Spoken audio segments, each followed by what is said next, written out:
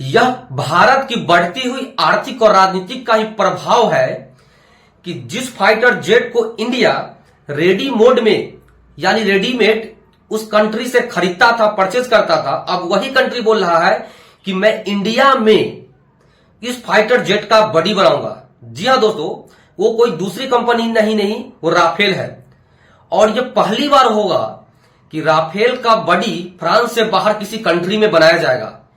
इन सब के पीछे रीजन क्या है, उस रीजन के बारे में दोस्तों आज हम चर्चा करेंगे। आपने फिलहाल में देखा होगा कि इंडिया ने राफेल बनाने वाली कंपनी जो कि दसॉल्ट है, उससे सोर्स कोड की मांग की थी और लगभग सोर्स कोड देने से उसने मना कर दिया था। अब जाके ऐसा क्या हुआ है कि कंपनी बोल रही है कि मैं इंडिया में आके राफेल का पूरा बॉडी बनाऊंगा। इसको फ्यूजलाज भी बोलते हैं दोस्तों।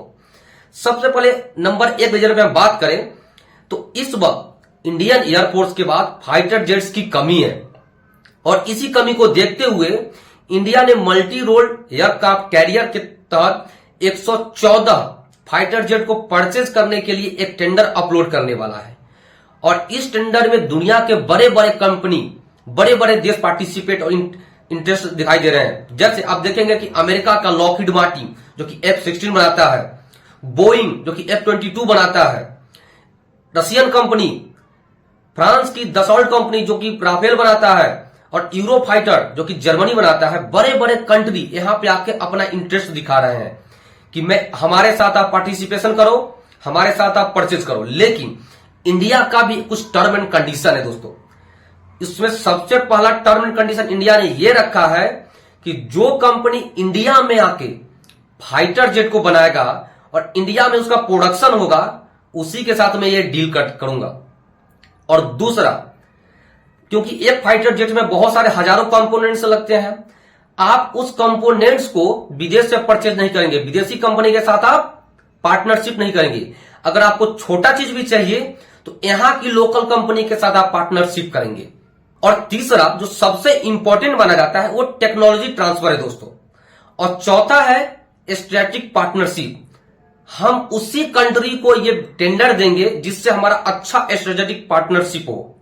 दोस्तों, कुछ दिनों पहले की बात है, इंडिया के अंदर जो 5th जनरेशन का फाइटर जेट बनाया जा रहा है, उसका इंजन डेवलप करने के लिए बहुत सारे कंट्री से इंडिया कोलैबोरेशन कर रहा है। और उसमें राफेल का जो इंजन बनाने वाली कंपनी है सेफ्रॉन, उसने भी इच्छा जाहिर किया था कि हम आप इंडिया में आके इंजन का विकास आपके साथ मिलकर करेंगे। अब राफेल को यह लग रहा है कि जब हमारी कंपनी जो इंजन बनाती है वो जब इंडिया में इंजन ही बना ही देगी तो फिर बॉडी का क्या काम बचेगा। तो फाइनली उन्हें डिसीजन ये लिया है कि चलो हम बॉडी भी इंडिया के अंदर बनाते हैं और इससे इंडिया का भी भला होगा और फ्रांस का भी भला होगा। और दोस्तों, दूसरा रीजन ये है कि जैसा कि आप लोग जानते हैं कि भारत दुनिया का चौथा सबसे बड़ा एयरफोर्स रखता है और जब से इंडिया ने फ्रांस से राफेल परचेज किया है, ग्लोबल मार्केट में इसका डिमांड बहुत ही ज्यादा बढ़ गया है। क्योंकि इंडिया एक शक्तिशाली कंट्री है। जब शक्तिशाली कंट्री राफेल खरीद सकता है तो छोटे छोटे कंट्री को विश्वास जग गया है कि वाकई में एक बेहतरीन फाइटर जेट है। और बहुत सारे कंट्री ने ऑलरेडी फाइटर जेट खरीद रखे हैं, जैसे इजिप्ट, यूएई, कतर, इंडोनेशिया, ये सारे कंट्री है ऑलरेडी राफेल का डील कर चुके हैं और उनको कुछ राफेल मिल भी चुका है।